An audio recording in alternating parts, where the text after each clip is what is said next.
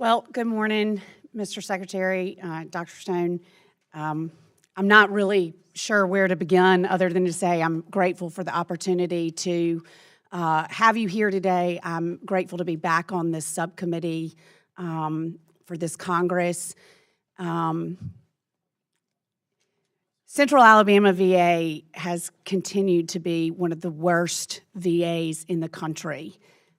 We had Dr. Teresa Boyd here, your Undersecretary for Clinical Health, 2 weeks ago. I'm not sure if you've had a chance to talk to her about our discussion, but specifically VISN 7 and Central Alabama's Veteran Healthcare System, CAVIX is what we call it, which falls within the jurisdiction and the facility's current state.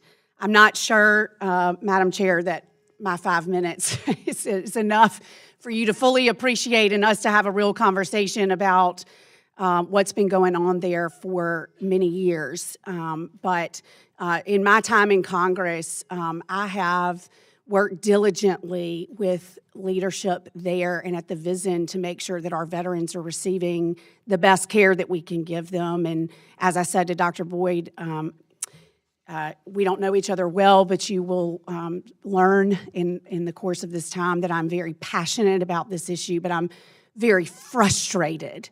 I don't understand why the VA works on a bell curve, and somebody always has to be at the bottom of the barrel with a 1-star. We should want every single healthcare system across this nation to be the very best that it can be in serving our veterans.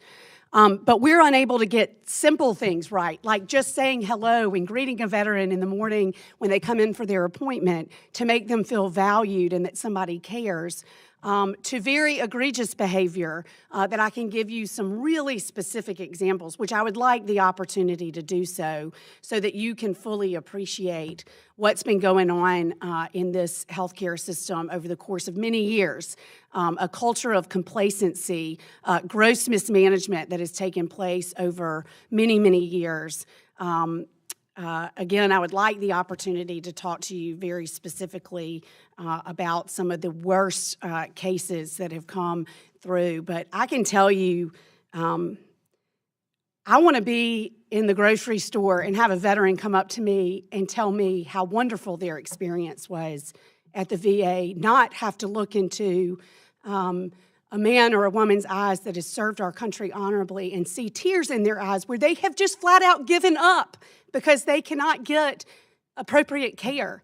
We should be giving them the best care in a timely fashion, and it just isn't working. And so I'm grateful again for the opportunity to be here with you today, but I'm tired of getting status quo answer as to why we continue to be one of the worst in the nation. And so, again, I'm hopeful that we, over the course of the next weeks and months, can cultivate a relationship so that you can fully appreciate and understand what's going on. I would like to invite you to come to Alabama to visit the VA there and spend time seeing firsthand what's going on. But this is not working. It's not the way it should be, and it is a huge disservice to our men and women who have served our country. Well, let me say I'm in Alabama a lot. My parents are in North Alabama, so that's an easy thing for me. Well, good. Come south, they're in Hampton Cove. So let me tell you, I have said, and you hit on it, that the prime directive for me is customer service.